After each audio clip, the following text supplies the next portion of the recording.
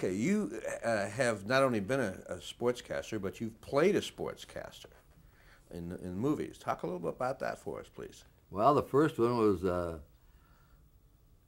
Naked Gun. I didn't know what it was about.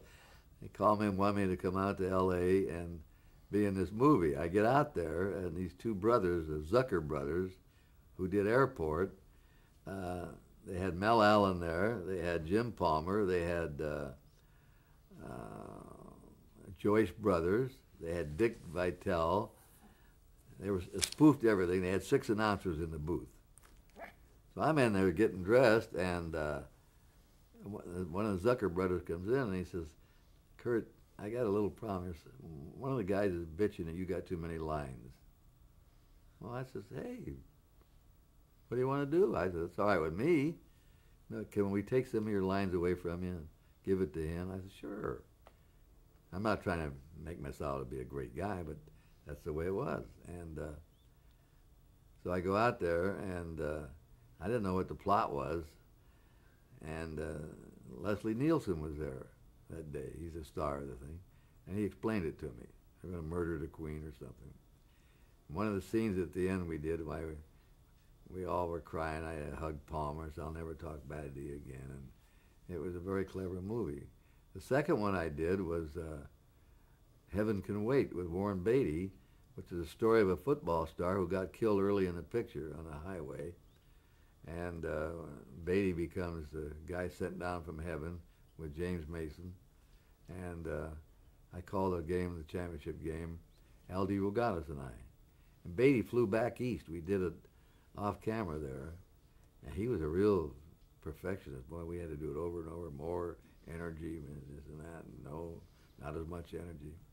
And now I'm doing one called Summer Catch, which is a very cute movie. It's a story of the Cape Cod League in Massachusetts, which is over 100 years old, 115 years old, where mostly college players go play in the summer. They play about 50 games, stay in people's homes there in those quaint New England towns on the Cape. Red Sox, for instance, Garcia Perez, Mo Vaughn, Carlton Fisk, many of them played in that league. A lot of major leaguers come out of this league. And it's a story of this kid, Ryan, a pitcher, whose dad is a gardener, and he falls in love with this young girl who has wealthy parents and doesn't want her to go with him. And it winds up he walks away from a no-hitter to go to the airport to grab her before she leaves town. But it's fun playing in those things. Now, you've always had an interest, even a passion for radio. And in the 60s, you began to acquire radio stations. Would you talk about that a bit? Yeah, I used to say to myself, I'll tell you where this started. In 1957, I got sick. I had 2 back operations in 43 and 46. I always had a bum back. And in 57, for some mysterious reason, I started getting a lot of back pain. And it got so bad that the Red Sox flew me back up to Boston and put me in the New England Baptist Hospital. I was in there 2 months. I never had such pain in my life. And I could hardly walk, and nobody knew what to do with me. And there I'm lying, and I used to lie there in bed and say, I missed the whole season. I was out of work a year and a half. And I said to myself, you know, I'm like a dentist. If I don't go in there and drill a tooth, I don't get paid. But Mr. Yockey and Joe Cronin and the sponsors were great. They paid me in full for that season, so I wouldn't have to worry about anything. And but I swore, I said, I'm going to get something going for myself where I don't have to be there every day. What business should I get into? I saw all these ball players go into bowling alleys and restaurants and go broke. I said, the one business I know is radio. It's been my whole life. So I started to look around, and I bought a little daytime radio station in Lawrence, Massachusetts, about 30 miles from Boston. I could hear it in my house. Now, that's a radio station that shares a frequency with another station? Yeah, it's a big 50 kilowatt Toronto, Canada. That's right. So then I bought that station, and it was called WCCM AM/FM.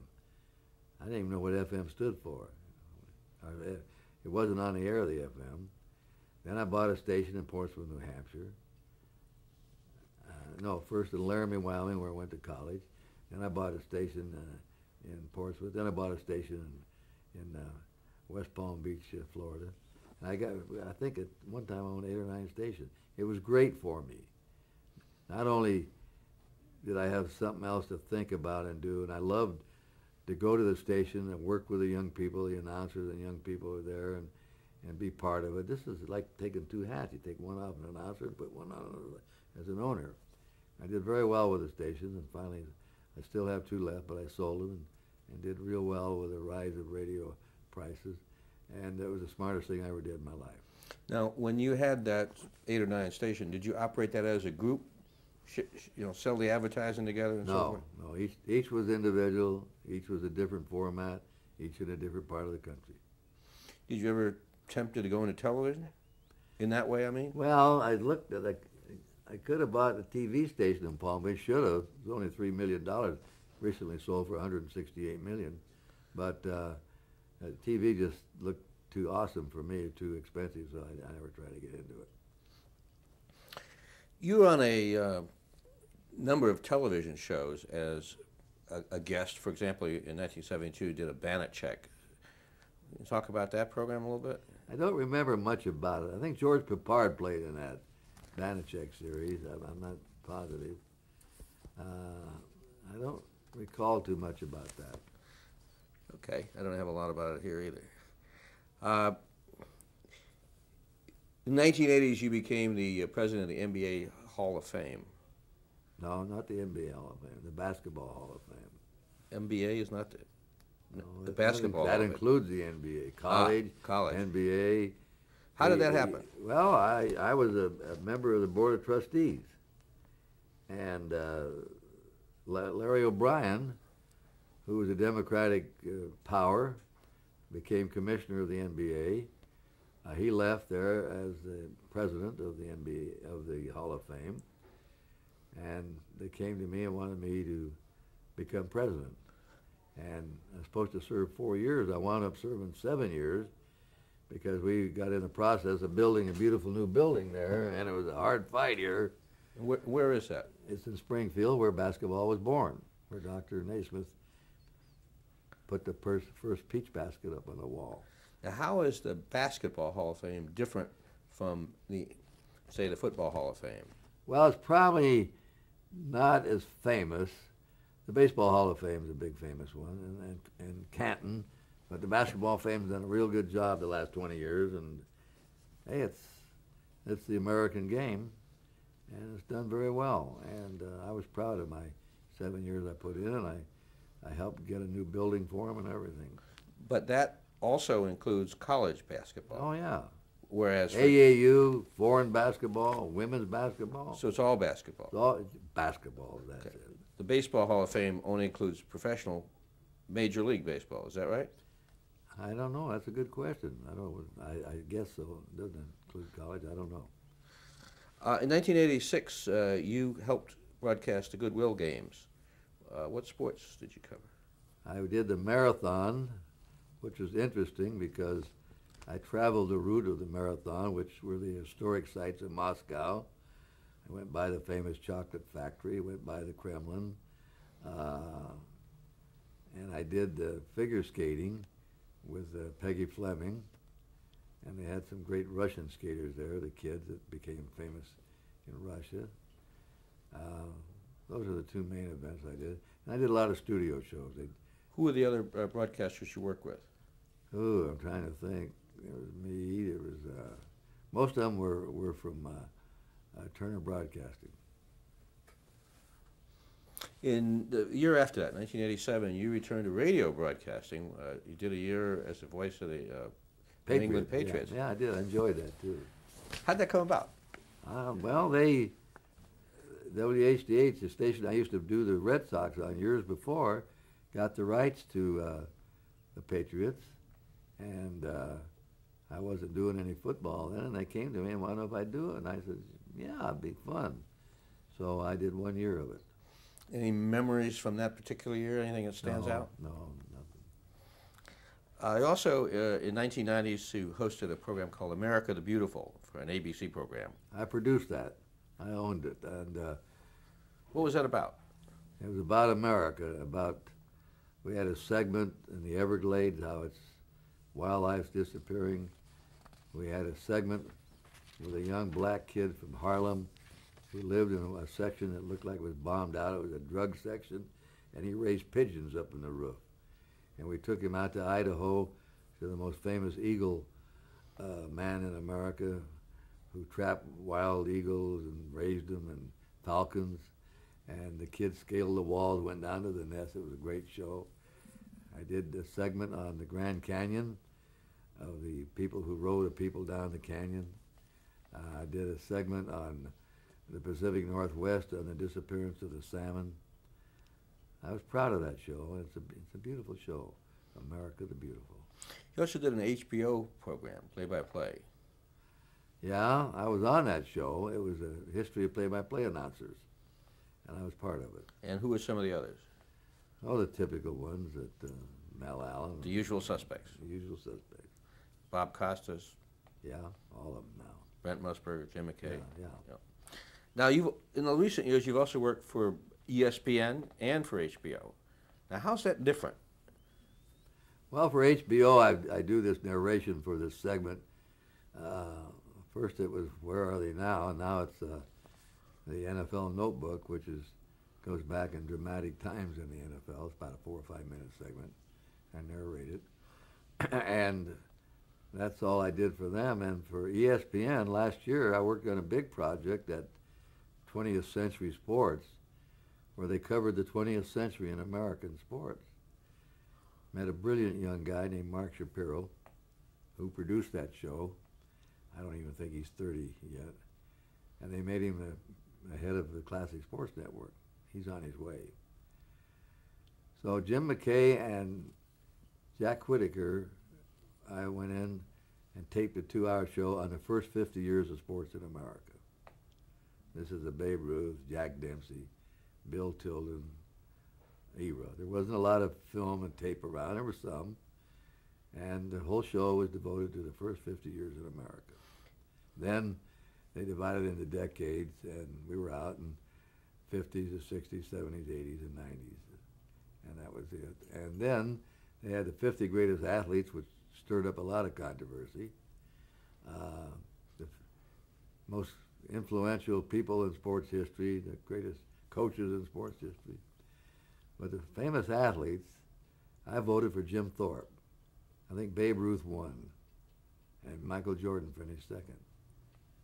Jim Thorpe won the pentathlon and the decathlon in the Olympic Games, played Major League Baseball, was the greatest college football player in America at the Indian School at Carlisle College, and helped pioneer the National Football League. Now, Babe Ruth was great at baseball, Michael Jordan, the best basketball player. But do they have the athletic prowess of Jim Thorpe? I don't think so. How has sports broadcasting evolved? The business now, not the minute to minute or the play by play, but the whole business since you became a professional broadcaster in the 40s. Well, it's getting a lot like baseball. The rich teams win. NBC's gone in and stolen the Olympics, not stolen, but outbid everybody the next 3 or 4 Olympic games. ABC's declined because they just lost the Triple Crown. They don't have the events they used to have. CBS got back in and paid a horrible price for the NFL football, the NFL division, and they've got the NCAA. I couldn't even figure how much they paid for that college basketball. But it's all money now. It's become big business. Big business. Millions and billions. It's all money. It's like Major League Baseball. The 7 biggest payrolls are in the 8 teams in the playoffs. Who's got the money? And they can afford these free agents, and they can outbid everybody, and they go in. And that's the same way in the sports business. Does it change the nature of the relationships between the people? I don't know. I'm not around it that much right now anymore, although I'm very friendly with a lot of the people still in sports. But I know it's a money game now. They're paying obscene salaries to athletes. They're paying unbelievable prices for the rights to events. Where will it stop? I don't think it'll stop. I think it'll just get bigger and bigger. Both your sons went into sportscasting. My son Curt Jr. is a producer for ABC Sports. He's been there 20 years now. He just, as we talk, he just is going to do the Preakness this week. He's done the Triple Crown the last 13 or 14 years. When he went into ABC, they were a real powerhouse. They had everything. He did a lot of Olympics and college football and everything. He's a good producer. I think he's won 13 Emmys. My other son, Trevor, is 3 years younger, and he's producing fishing movies for the Outdoor Life Network. He's very good at it, and he's not making much money.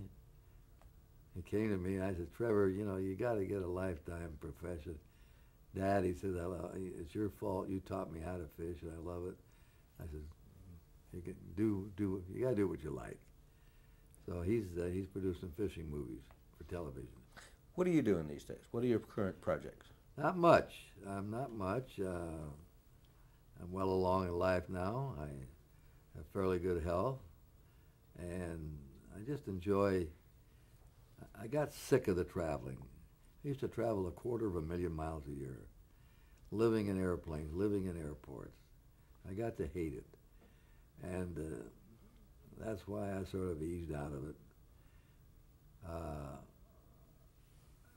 So now and then I'll do something nice, you know, like this movie, or they'll call me. ESPN's offered me some stuff now and then, and I'm going to do a new show for them, for the Classic Sports Network, a panel show, where they're going to have 2 or 3 of us old-timers on and talk about the old days of sports.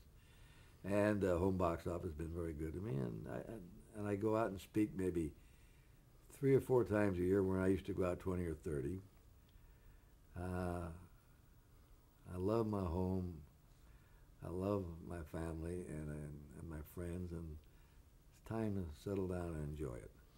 Now, you've won, I believe, 9 Emmys. 11. 11. Well, my count's wrong. But you've also won a Peabody Award in 1969. I was the first person from the field of sports. I'm not bragging, but to Brag win, a little. Tell us about to that. win the George Foster Peabody Award, which is probably the top award in television, and they gave it to me, I think, in '72. I had 1 minute to speak, and they warned me, we'll cut you off. And I said, this really thrills me that I've won this award because you're recognizing sports television, which hasn't been really recognized before.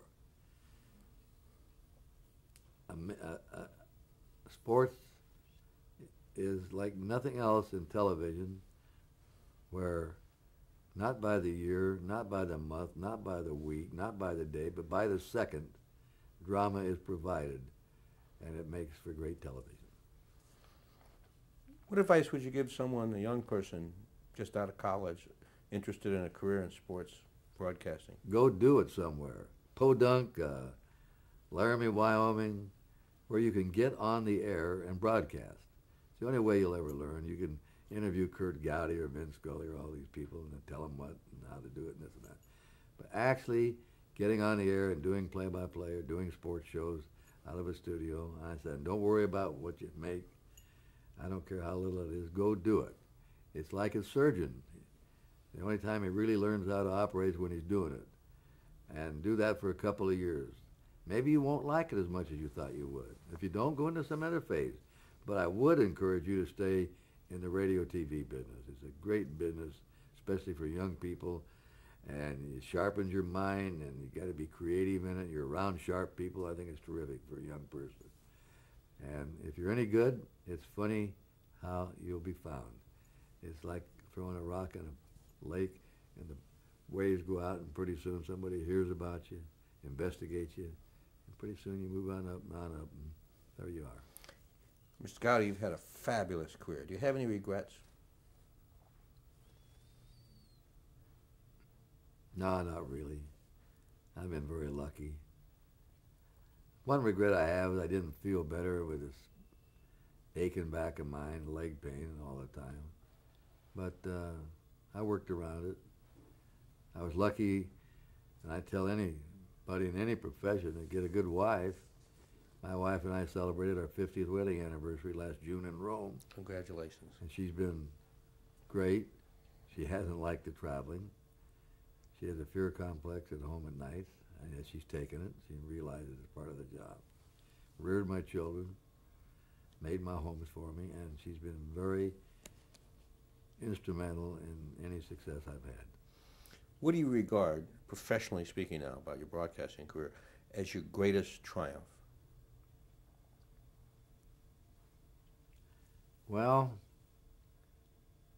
to me, it's the versatility that I did. Football, basketball, baseball, Olympics, American sportsmanship, fishing, hunting. Stuff. I was always proud that I wasn't just a baseball announcer, that I could go in and do just about anything. And not do them maybe great, but do them good enough to get along. And that's the thing I'm proudest of. Thank you very much. You've been very generous with your time.